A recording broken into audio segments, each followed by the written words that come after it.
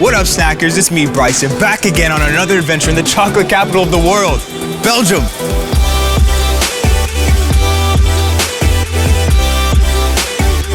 Y'all ready for an adventure? Well, hop on board and buckle up, because we're going exploring through a few of Belgium's most iconic cities. What's the first thing that comes to mind when you think of Belgium? For me, it's waffles. So I'm here in Brussels on a search to find not just any waffle, but the Belgian waffle. Let's see what we can find. Do you know where I would find the best Belgian waffle? I was looking for them as well. You're looking for as well, okay. There's a lot of waffle shops, but the best. They're best. They are best. They're all of them? Yes. Okay.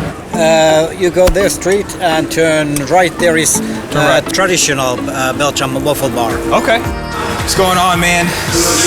I'm good. So I'm looking for the best Belgian waffle in Belgium with strawberries and whipped cream.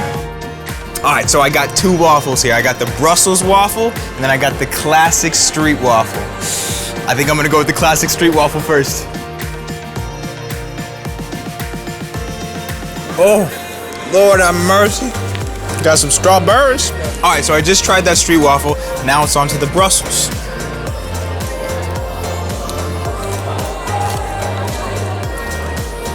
Oh, very chocolatey. So right away, I'm gonna go with the street waffle is superior to the Brussels. That one is just, oh, so good. Street waffle all the way. Okay, so maybe waffles aren't the first thing from Belgium that comes to mind. Maybe it's chocolate? Good, because today we get to learn how to make it. Welcome to my laboratory. My name is Elisabetta. I am a chocolate maker, and today you are going to make some Belgian chocolate. So what makes Belgian chocolate so famous? That they got a very particular rules to make chocolate. So the Belgian chocolate, it's natural because it's only butter of cacao, cocoa mass, and sugar. So at the end, the beans and the sugar together. Believe me, making Belgian chocolate is more challenging than it looks. However, for Belgian chocolatiers, it's a precise science. And I promise you, it tastes way better than American chocolate. Whoa. Thank you so much for teaching me how to make real, authentic Belgian chocolate. You're I appreciate welcome. it. See you soon. Yes, see you soon. Till next time. Bye. Here we go now.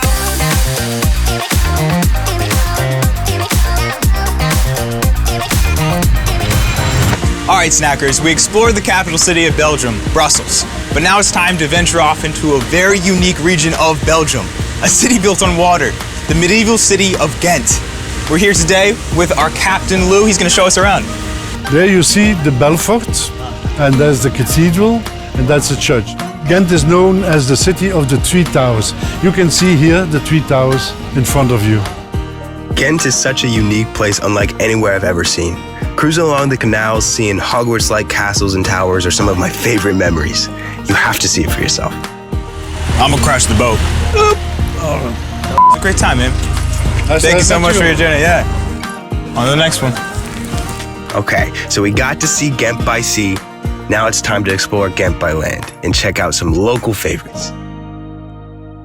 All right, so I'm here with my friend Nick, and today he's gonna show us around Ghent. We just arrived in the Manhattan of the Middle Ages, because that's one of the nicknames of Ghent.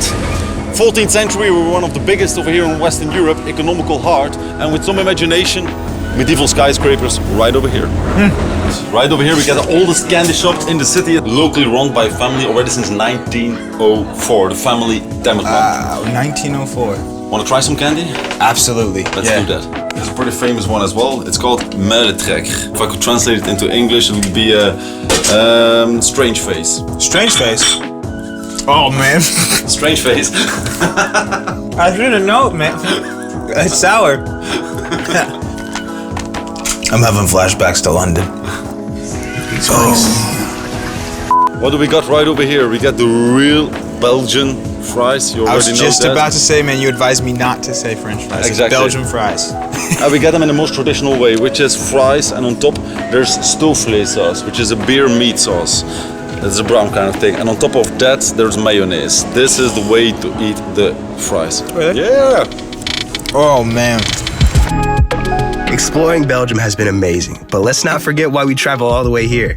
This wouldn't be a proper SnackCrate adventure without trying some unique Belgium snacks. All right, so we're gonna try some Belgium snacks. This is a brand and a flavor you might recognize, but it's orange. So let's see what we got. Oh man, that is good. It's almost like an American nacho cheese flavor, but it's like blasted with way more nacho cheese flavor. It's fire. All right, so we got the Kinder Bueno. Do a little snap. It's like it's milk chocolate, wafer inside, so it's super airy. Solid choice. So I've been looking at this drink for a while now. I've been really excited to try it, so let's crack into this bad boy. Oh man, that tastes just like a Yoo-hoo, but I feel like Yoo-hoo kind of is almost more watery than chocolate milk, which I love. It's great, but this has an even more. It's very chocolatey. It's good. You know, at first look, I thought this was a Kit Kat, but I don't see Kit Kat anywhere. It just says Leo. I hope it tastes as good as it looks. Chocolate on the bottom, white chocolate on top. Yeah, it's a white chocolate Kit Kat bar. The wafer is like softer than a Kit Kat bar. That's nice. Hi, you want one? No, thank you. I know. You know, when I first came to Belgium, I had no idea about the culture and what it would be like.